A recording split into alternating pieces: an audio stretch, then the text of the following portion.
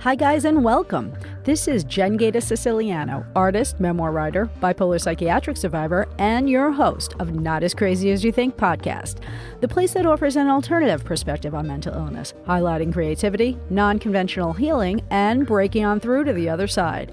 If you are ready for a new narrative on the mental realm that celebrates crazy and cool without penalty, then Not As Crazy As You Think is for you. Welcome to episode 1. Spiritual teacher Don DiBennedetto joins us and shares priceless tools that can sustain long-term mental health. I call him Mr. D. How are you today? Doing good, Jennifer. Doing very well. I'm so psyched that you're here with us. This is going to be so exciting.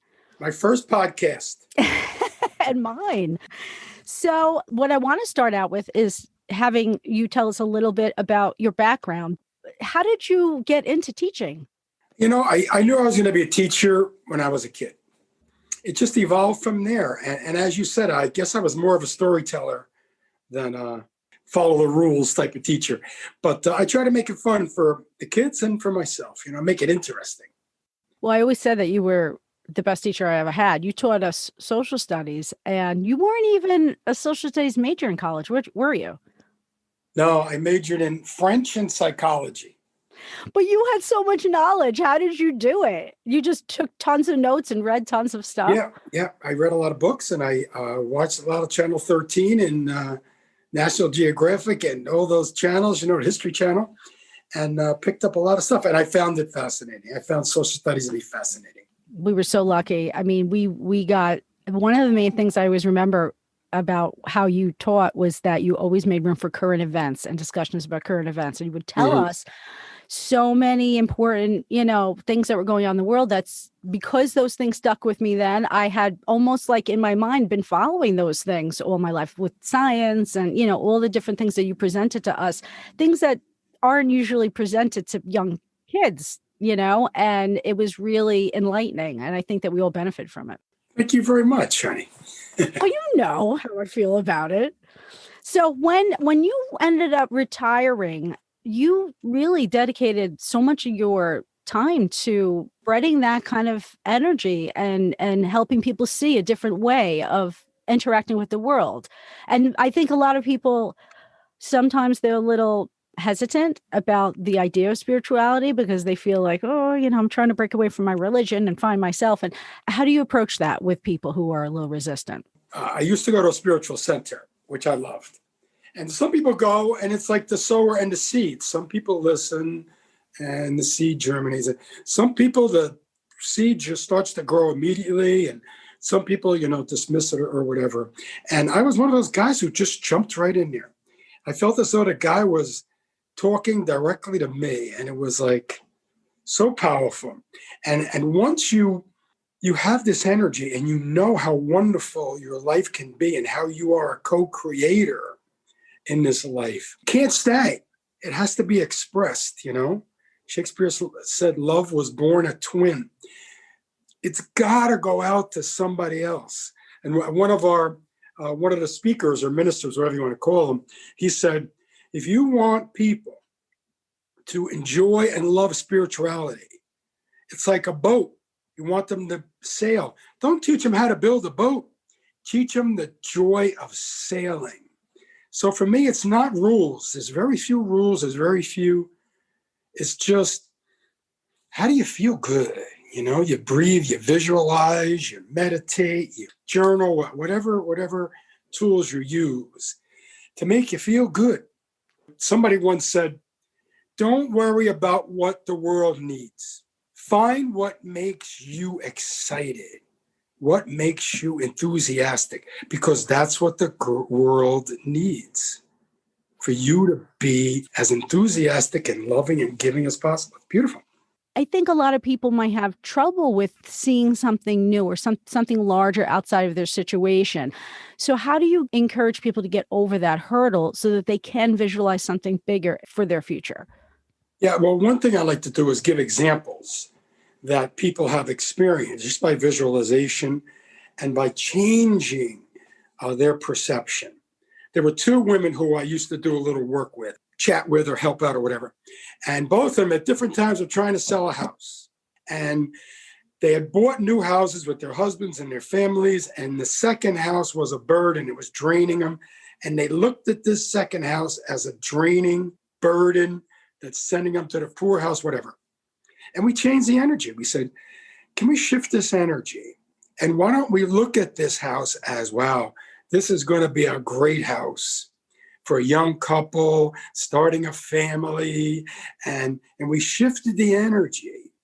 Within 2 weeks, one girl texted me and they had an offer. The other girl, maybe 4 weeks, 5 weeks. She was a little bit more nervous. But if we can shift the way we see things, and if we can shift the way we respond to things, the universe is going to line up for us what we need. You want a job, the universe will line it up for you. And what do when you go for a job interview? We visualize. So visualization, I mean, the Russians have been doing this for years in the Olympics. They have been doing this for like 40 years. We're catching up to them. If you ever watch skating on TV and they have these guys in the room before they start to skate and these girls, you see them, they're doing these moves. They have their earphones in, they're doing these moves. They are visualizing landing all of their jumps. Bam, they landed their triple axel. They landed it's a wonderful tool. Well, I have to say, that's really a great example because we forget how these athletes, sometimes these professional athletes, what they can achieve and how they do it. Like, how do you get from A to B? You know, like they obviously visualize first. And clearly there's a lot of evidence that that's very successful in their field. So I guess we could all use that kind of way of approaching things. In every area of life, athletes use it. Maybe because it's a little bit easier to visualize crossing the finish line, or something like that. Now, for people out there who are basketball fans, the NCAA has a championship, college basketball championship. And if you win it, you're the number one team in the nation. You cut down the net. Well, one coach, the first day of practice, he has his players cut down the net. He pipes in crowd noise. He wants them to feel. He wants them to know exactly how it's going to feel when they win the national championship. They have the noise pumped in, and he probably has cheerleaders jumping all around and screaming because he wants them to feel that feeling. That's what visualization is. Yeah, it's almost like what you say is don't focus on the lack, but on the manifestation. Right. So we never want to focus on what is missing. A lot of people who are looking for relationships, they focus on the loneliness that they're experiencing at that moment. And when you give energy to anything, it gets stronger and more powerful in your consciousness. And it grows. You're giving it legs. We never focus on what is lacking because we don't believe it's lacking anyway. It's coming eventually. We focus on the solution. So healers, they don't focus on the illness. They focus on the cure. They focus on health. So what can we do to get you healthy? And then you do what you got to do, nutrition and exercise and so forth and so on. So we never want to focus on any lack or limitation. We always want to focus on the positive outcome that we visualize. Well, one of the things that I've always been, again, very lucky to have you in my life is because you always help me stay on track with healthy coping skills. Now, you know my background with the whole labeling and, you know, how I feel about the whole biomedical approach. Mm-hmm. So, you know, for people who are very accepting and believe in the whole mind, body, spirit connection in psychiatry, they don't allow for that. And that's because they see biology as being a determinant of how we feel and think. Now, we both know that there's so much more to it. And so many other traditions, whether they be spiritual traditions or indigenous traditions, they know this too. And it's a reality because they have the evidence of manifestation. You know, those things are passed down through stories and through families. And so that being said, I think a lot of people would benefit if they were able to know some of the coping skills that anybody who wants to maintain mental health can lean on, especially today, because I think mental health is more of a focus since COVID. And it makes me excited because people are starting to see how environment has a lot to do with shaping feelings and whatnot. I know you always tell us the visualization, the breathing, the affirming. What kinds of coping mechanisms do you find are most effective? The ones you mentioned, I think, are very effective. Affirming is extremely effective because you want to change that narrative that's in your subconscious mind. It's been put in there by people, maybe very, very well-meaning people, but they might have said, oh, you're not good at this, or be careful, or be afraid, or whatever. We want to unlearn a lot of the narrative that's been put into our brains. So we affirm. If somebody else could change the way we look at ourselves, we could change the way we look at ourselves. My wife, I don't want to embarrass her, but my wife, when she was like 17 or something, one of her boyfriend said something about her legs. She never wore shorts for 40 years. And I said, honey, it's hot. You're going to wear those long pants? Oh, yeah, I always wear long pants. And I said, and we talked about it. And now she wears shorts all the time. But people can change the way we look at ourselves. They have power. We give them power. If somebody can change the way we look at ourselves, we could change the way we look at ourselves. So we affirm, I am healthy. I am strong. I am loving. I am lovable. I am abundant. Whatever you want. If you want to make a more elaborate one, you can make more elaborate ones. Louise Hay is famous for this. And Joel Osteen has a little machine now you can get that tells you affirmations because you want to change that narrative that's gone on in our brains for too long. So how do you let go, of something that's so upsetting that it's just stopping you from getting unstuck? It's not the snake bite that kills you. It's the venom that you hold in you. The snake is gone. Whether it's an ex-boyfriend or an ex-boss or an ex-teacher, who knows? They're gone. But we hold that venom in us, and your body doesn't lie.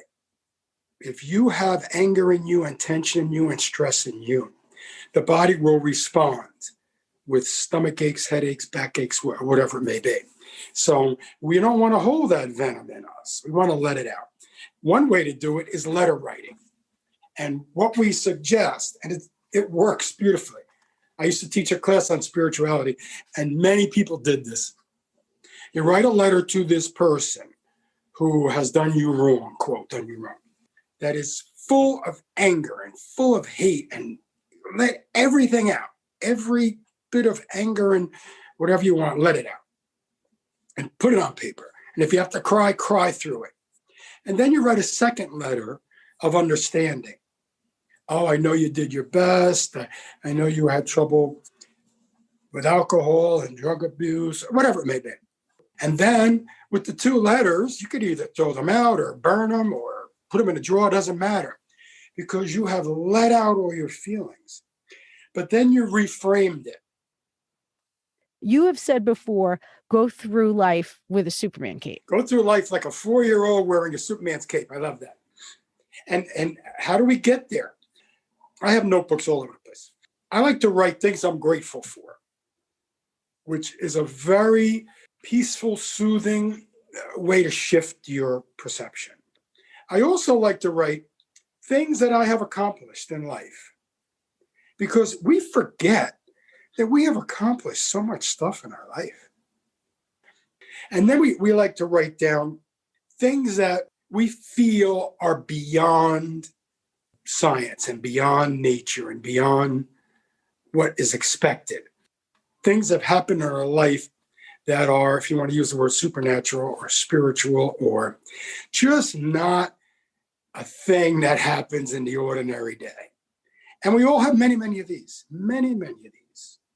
So I like to journal, and then I like to put my feelings down too. So it's not just one thing that I'm writing every day. I'm thankful for this and thing. Today, I don't feel so good. I'm going to allow myself not to feel so good. I am perfectly fine not feeling good. It doesn't have to be the whole day. It could be an hour. It could be 2 hours. But at this moment, I don't feel that good. I feel like crying or whatever. Fine. Because so many people in the class tell me, When they were kids, their parents didn't know how to deal with their bad moods and their crankiness and sadness.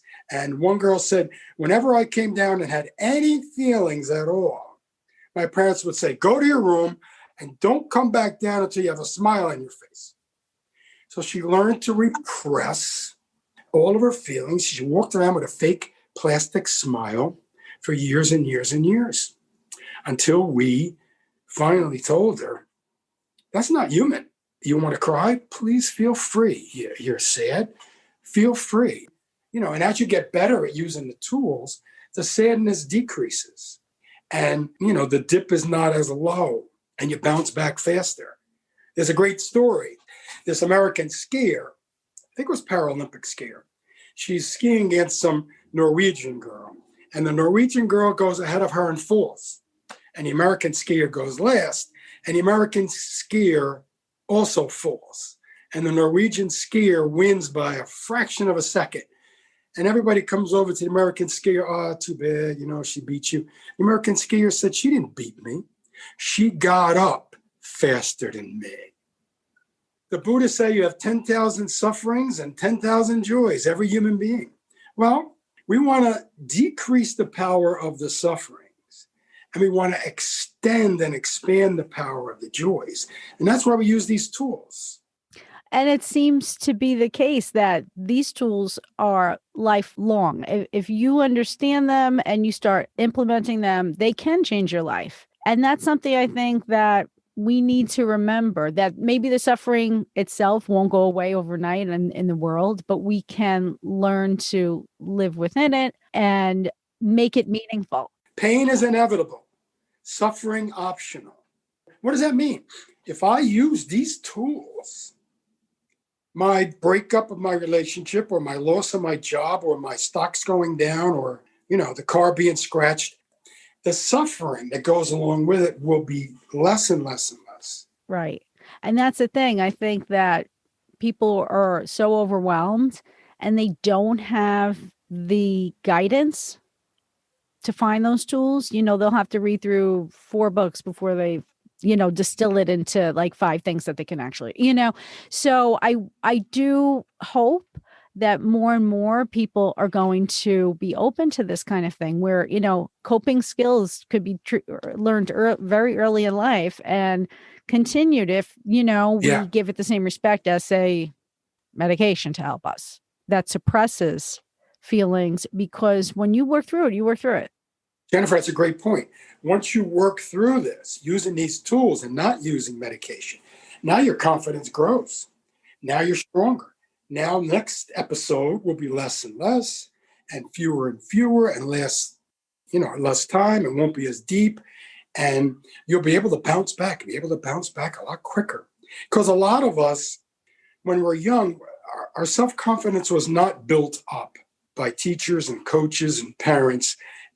Louise Hay has Esther Hicks has a terrific quote. And the quote is, "Oh, child of mine, I will never do for you what you can do for yourself, because I never want to take away that opportunity for you to succeed and for you to accomplish something." And that's beautiful. So when we're young, you could do this. I knew you could do that. Hey, you did a great job. You know what I mean? More of that, more of that, more of that. And the kid grows with self-confidence and he walks with his shoulders back and his head up.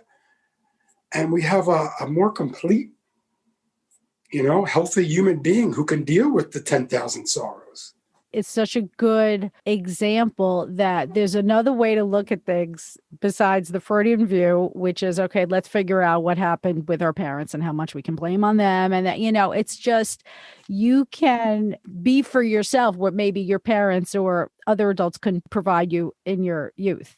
You always talk about like looking in the mirror. Yeah, it's a skill. And Louise Hay, she likes to say, I want you to look in the mirror and say, I love me. And even if you can't say love, I like me, or I'm comfortable with me, or I'm learning to like me, or whatever. And you build up to where you can look in the mirror and say, I love me. I don't care if it's the bags under the eyes or the whatever else you got going. I love me. and look beyond the physical. And even though you're going through a tough time, if you could feel that you love yourself, that energy exudes throughout people who are all around you. And if you use these tools, because a better you makes for a better everybody else. When you get to a point where your energy is good, it rubs off on the whole world. It's amazing. Listen to this story. They were studying young men in Baltimore about 20 years ago. And there was so much crime in Baltimore among minority people. It happened to be, they were studying the Black population. And these sociologists and psychologists were trying to figure out what's wrong with the educational system, et cetera, et cetera, et cetera. And they found a group of Black men who were lawyers and doctors and had good jobs, married, no crime, no drug, no nothing. This group of maybe 20 some odd young men who had gone all their separate ways, they tracked it down. I'm going to cry in a minute. They tracked it down to a teacher. And they asked, could we interview you? And she said, of course. Little lady sitting in this little apartment, making tea for them, knitting, whatever. And they came in with all their notes and all this stuff about, whatever, education. And they said, we found this group of boys who grew to be men who have just wonderful lives. They're healthy and they're happy, have good relationships. And while they're talking, the little teacher said, oh, I love those boys. That was it. Interview over. Love is such a powerful tool. So even if you're in a low place in life, if you could reach out to other people, that's one of the tools we use. If you could reach out to other people, my God, I worked in soup kitchens for years. We deliver food to Meals on Wheels. It is fantastic. It's fantastic.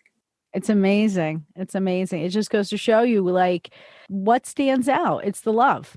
It makes all the difference in the world. So if you could go within and know that you can control these kinds of things that can make the difference in your life, especially during times like these, it makes everything feel more accessible. Health in general feel more accessible. Mental health, mental stability, relationships. I think the hope that we want to provide people is that it's within our reach. I forgot who said it, Einstein or whatever it was. One of those brilliant people said, don't be too into yourself because you are your own tragedy and you are your own comedy. You got the whole spectrum going on. You got the whole spectrum going on in your subconscious mind. That's perfect. Good to get out of there. Call somebody up, Well, it's funny that you say that because that's one of the things that we like to highlight here on Not As Crazy As You Think, which is the mind and the feelings and the spectrum of artists. So I always tell people, oh, well, one of the reasons why, we are the way we are is because in order to tell the story, we have to go there ourselves emotionally so that we can bring the story to other people, but we can get stuck there. So a lot of artists deal with this kind of thing with moods up and down, as we've discussed. And I believe, and I put out there that a lot of artists are particularly labeled with mood disorders. And I remember you telling us the story about a woman who had experienced this, and she kind of enrolled her family to do something for her that she couldn't do for herself when she went through these. Right. It was one of my students, and her dad was labeled bipolar, all this stuff. And as she got older, she realized that she had these mood swings. And she went through a normal adolescence, I guess, with the ups and downs and figuring it's just adolescence. And then when she got older, she realized that there was a pattern going on. And she was married and she had a couple of kids. And what she did was, I thought it was wonderful. When she felt this low period coming, low energy period coming, she would tell her husband, they would sit at the table and they would tell the children, all right, mommy is going to go through a little bit of time where she's going to need more quiet. She's in the need to be alone in her room a little bit more. She might not have as much energy to go running around and playing with us. So daddy will take care of this. And the whole family, I guess, was on the same page with her, which made her episodes go much quicker and less deeper, because she knew at the end of the tunnel, her husband still loved her and her children still loved her. There was no guilt. See, I'm sure a lot of people feel guilty. I should be cooking for my child. I should be doing this. Well, at this moment, you don't have the energy for it. And I don't know what kind of tools she used, but so when she came out of this, there was no guilt. There was no blame. And to be able to say, Mommy's back, let's go. It's amazing because so many of us, I think, who are labeled in this way, we long for that setup, that somebody could just provide safety for us so that we could go through a little thing. And with me personally, it's always just, I need to get the story and I'll go anywhere it takes me. It has ended up for me many times. Many times it's fine because I'll go there and I'll get the story and I'll be cooking for Jack later on. But, so I figured out how to do that. But if it's a situation where it's a little overwhelming or I'm dealing with heavy stuff, I always end up finding myself on the other side, which is feeling not safe and feeling guilty and feeling self-loathing. And that's, again, this sense of like somebody else has to catch us in order for us to get back on our feet. And I don't believe that that's true at all, especially when I listen to you and all your wisdom, because you just remind me of what I know in myself, which is the answers are within, and we can certainly empower ourselves to be whatever we want. William Faulkner, if I had to choose between pain and nothing, I would always choose pain. Oh, that's so good. That's the artist's credo. That's right. It is. I need to feel this to write it or to paint it or to sing it or to compose it. This is what we live for. And I think it's so funny because that's one of the things that people saw so much with the COVID situation when they were forced to stay home and not be distracted. Mm-hmm. What were they looking for? They were looking for more entertainment on Netflix. I mean, Netflix had no more programs. They didn't know what to do. They were running out of material. That's what people were needing most. Your vibe attracts your tribe, as we like to say. If your energy is good, you're feeling good about yourself, you will attract to you people who have similar energies, because we are environments for each other. So even if you're in a low period, if you can bring a little bit of joy, tell a joke, or give a hug or something. Giving hugs is a fantastic tool. I know nowadays it's difficult, but a good hug is a wonderful, wonderful calming tool, and a good cry. So the law of attraction, it seems to be almost like a universal law. It just generally, it's always working. And it's interesting because you mentioned the waiting room when we want our, manifestation to come like overnight or whatever. I know I've been waiting forever. I've been waiting forever for the book. We believe that there is a buffer of time. And that buffer is a time for you to prepare for the manifestation, prepare for the demonstration. But in that buffer, besides you preparing, your faith is what is going to draw this to you. It's like the story I told the other night where everybody in the village went to the church to pray for rain because it hadn't rained for a long time. And 150 people go to the church, but only one boy brings an umbrella. Is faith a real thing for you? Is it a buffer? Is it something where you're nervous and scared and insecure? Jesus said, you believe. Esther Hicks says, ask, believe, receive. But you got to believe. You come to a point, and that's why we journal. Look at how this happened in my life, and this happened, and this, and this, and this, and this person arrived. And so if we can accumulate pages of stuff that has happened, that makes our belief a lot easier. And if you talk to other people who tell you stories about their lives and how things have unfolded, we can tap into this universal intelligence at any time. And the universe will line up whatever we want. So that's why we visualize. Let the universe know what you want. You don't have to go on your knees. You don't have to beg. You don't have to say it 10,000 times. This universal energy, source, spirit, love, loves you. Say it once. They know. You don't have to say it. Just feel it. It's funny. It is about raising your vibration to get to that kind of that spiritual realm, or, where we can trust more. And again, it's so hard for so many people to raise that vibration. But I think that you gave us so many good coping skills and techniques that I think if you implement some of these things on a daily basis would be perfect. But even on a weekly basis, like throw a few things in, the change occurs. And it's subtle, but then all of a sudden it has so much more weight because it grows in momentum. Just like getting depressed grows in momentum. You maybe you fixate on one thing or you ruminate about one thing, and then all of a sudden you see everything in that light. You just can't get out of it sometimes. Doesn't mean it's not possible, though. You can get out of it, but you have to shift your focus. Shift your focus. And honey, when we did letter writing, I just want to make sure that I make it clear.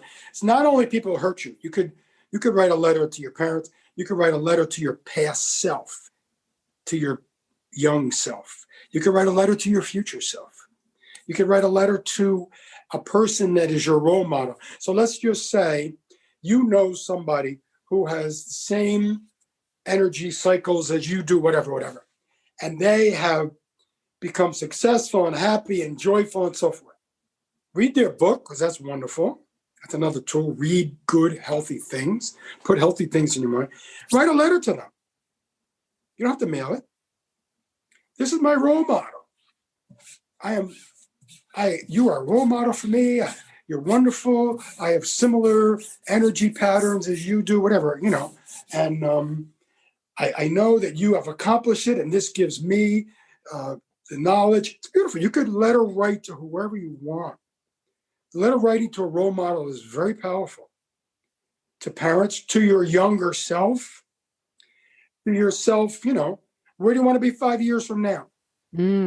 Write a letter. Where are you going to be 5 years from now? Dear Jennifer, it is so nice being part of your life in 2025. I mean, after this, I definitely have to sit down and write some letters, because that kind of tool is very powerful. And putting the responsibility or the power again within ourselves, saying, hey, if you want something better, you can do it. Why can't you do it? Of course you can do it.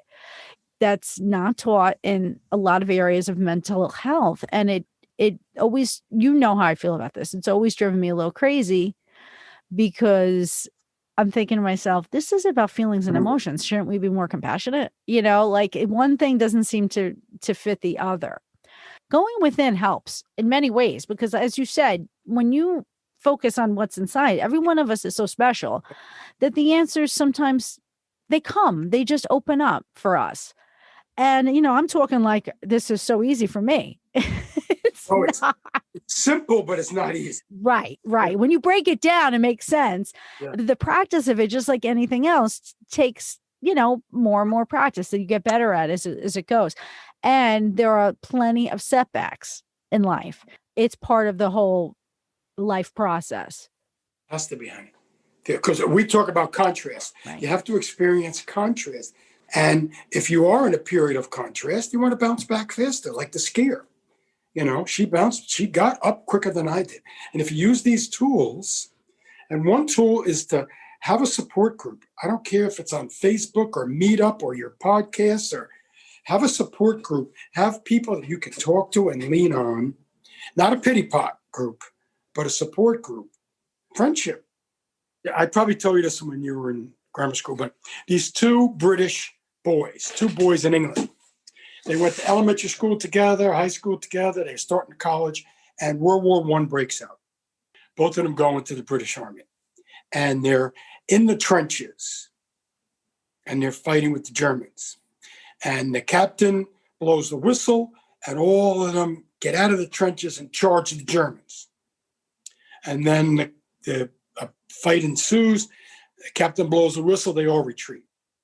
And the one boy looking for his friend, he's not in the trench. And he goes to the sergeant. He says, Sergeant, I can't find Joe. Oh, yeah. And he says, can I look at you? And he looks through the binoculars and he sees his friend like on the barbed wire in no man's land between the two armies. And he says, I got to go get him. And the sergeant says, no, you're crazy. It's he says, I got to do it. So the sergeant says, I'm not going to take responsibility, but we'll give you cover fire. Good luck. So the kid goes, it's a true story. Kid goes to get his friend. Maybe 20 minutes, half an hour later, there's a shooting. He comes back and his friend is dead. And the boy himself has been wounded and is bleeding, and there's no way they're going to save his life. So the sergeant comes over and says, I told you not to go. It was foolhardy. And the kid says, Sarge, I'm so glad I went. When I got there, he looked up at me and he said, I knew you'd come. Oh.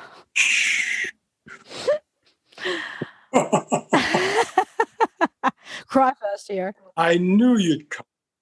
So if you can make friends, that's an unbelievable example of friendship. But if you can make a friend who will give you their time and give you their energy and give you support, oh my God, that's a phenomenal tool. Plus good nutrition and exercise and music, and there's a lot of good things out there. Because, honey, if you expect things to be bump, bump, bump, they're going to be bump, bump, bump. If you expect Monday to be miserable, It's going to be miserable. If you expect the party to be boring, it's going to be boring. Whatever you expect. There was a runner years ago. Everybody said no one can break the 4-minute mile because your lungs can't, your kidneys, your liver, the brain, the heart. Nobody can run the 4-minute mile. Well, this guy ran the 4-minute mile. Years and years and years went by. He ran, and his name was Alan Bannister, famous story. He ran the 4-minute mile. The next 2 years, 9 people ran the 4-minute mile. What changed? Their expectations, their belief. So if you go into a low period of energy, and if you say, this is going to be a quick one, it's going to be a fast one, this is not going to be as low as, I'm going to bounce back quicker. You change your expectations, and the universe will line it up for you. The universe will line it up for you. Another thing, it's another tool, find a purpose.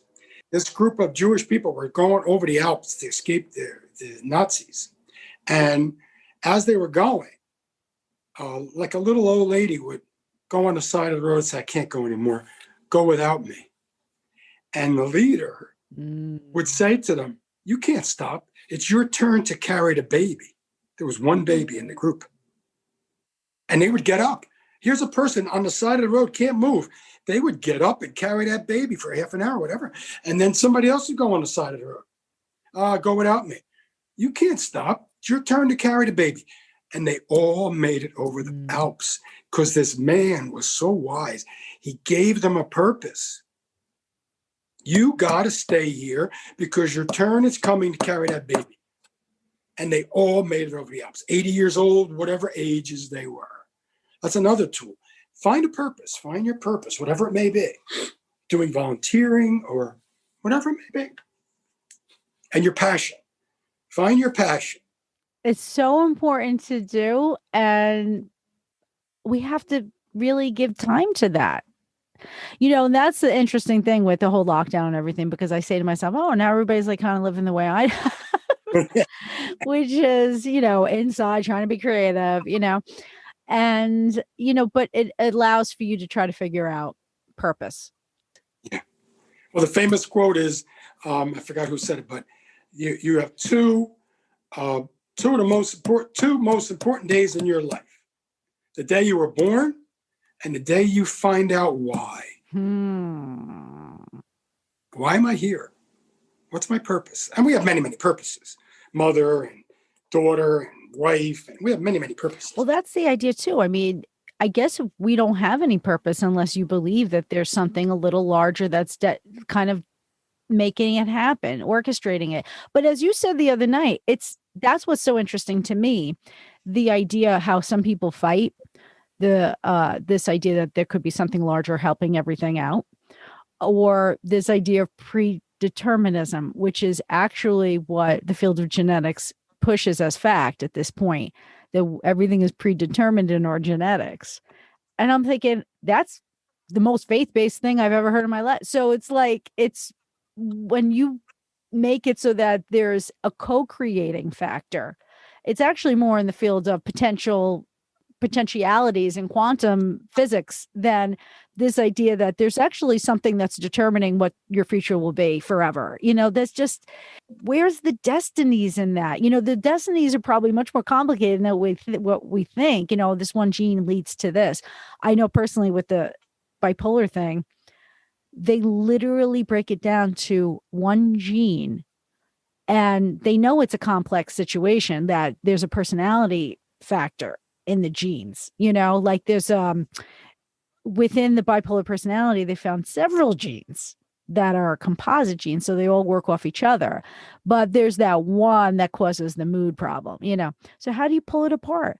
If the mood, up and down mood, creates who we are, and then if that creation allows us to be a great artist or a good writer, and then that helps other people feel better, and that becomes your purpose. Well, then if you took away that one mood problem, all those other things that contribute to purpose and personal fulfillment are gone, because there's nothing, you have no derivation of it. But it really does begin, I think, with a personal connection to why we were born. And that is in our DNA, I think, in a way that's probably, you can't even see it. It's something so much more, like I said, it's in that quantum potential field. So, I'm so thankful. I know that our listeners are super thankful for hearing your words of wisdom. And I thank you, Mr. D, Don DiBennedetto, to everyone else. He's a very special character. Thank you, Jennifer. How can others hear your voice and hear more of what you have to say? We have Zoom classes every Monday night at 8:00. The code number is 513-500-5298. And the password is Eagle, all lowercase. And anybody's free to join, and come on down.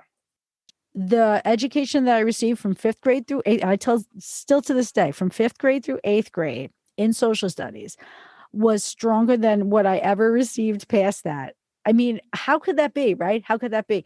But it was because I feel you got the information, you distilled it for us, you kept in mind what was important, what wasn't. And because a human being was able to do that who was a teacher, rather than the textbook companies, we had a different education. So I feel very blessed to have had that. And I think anybody who's willing and interested to hear new things and experience your wisdom, please come and join us.